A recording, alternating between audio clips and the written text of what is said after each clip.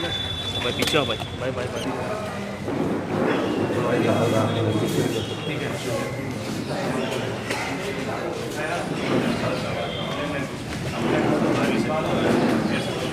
बैठ जाइए, इधर बैठ जाइए।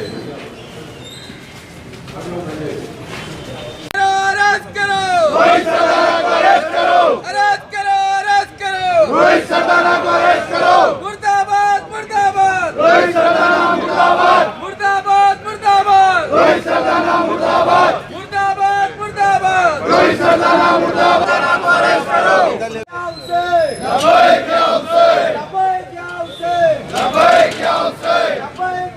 देश का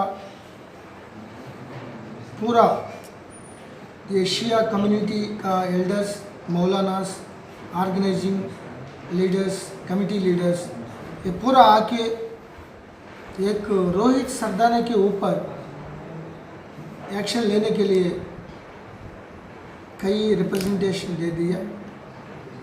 ये कुछ रिलीजियस जो बिलीव करते हैं उन लोगों के ऊपर वो डेरोगेटिव स्टेटमेंट्स दे दिए। ये उन लोगों को सेंटिमेंट्स, रिलीजियस सेंटिमेंट डैमेज हुआ,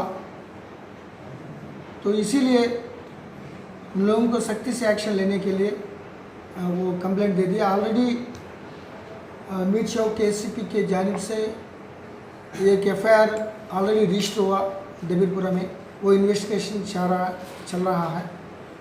तो बाद में इन्वेस्टिगेशन होने के बाद अभी ट्वीट भी मिल गया, पूरा एविडेंस मिल गया।